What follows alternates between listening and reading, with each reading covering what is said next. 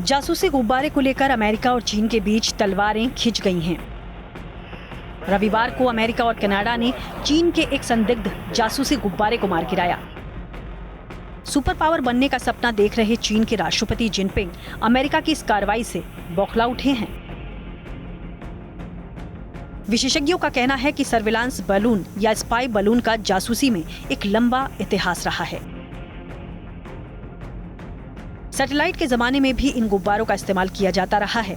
इन spy balloon के जरिए close range यानी पास की निगरानी की जाती है। ऐसे में सवाल है कि चीन या जासूसी करने वाले देश स्पाई बलून का इस्तेमाल क्यों करते हैं।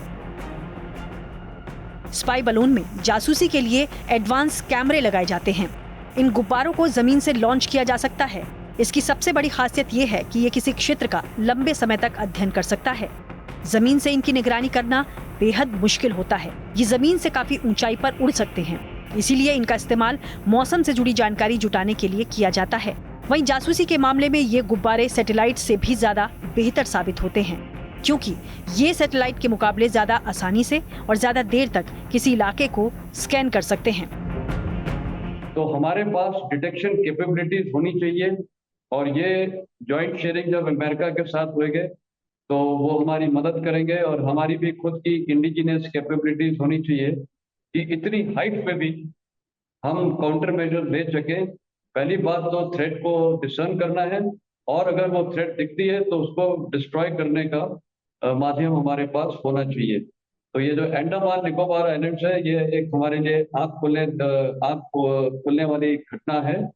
और अब मेरे को लगता है कि इंडियन टेरिटोरियल वाटर्स पे, इंडियन टेरिटोरियल स्पेस के ऊपर कोई भी दुश्मन का फ्लाइंग ऑब्जेक्ट नजर आता है तो हमें सतर्क रह के उसको डिसर्न करके और बर्बाद करने की जरूरत है।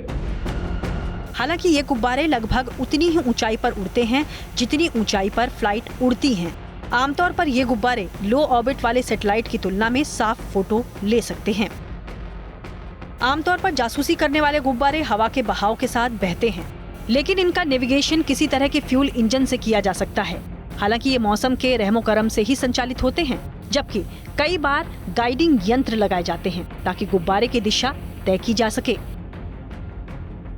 अमेरिकी प्रशासन ने दावा किया है कि चीन के गुब्बारे में प्रोपेलर लगे थे ताकि उसकी दिशा तय की जा सके।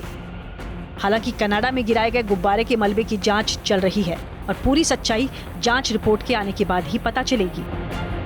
देखिए, पहली बात ये चाइना का ये जो बैलून है, इसका पर्पस है सर्वेलेंस स्पाई के लिए है, कोई डाउट नहीं है। अगर वो बोलते हैं कि ये वेदर या तापमान को देखने के लिए, बिल्कुल गलत है, सरासर झूठ है।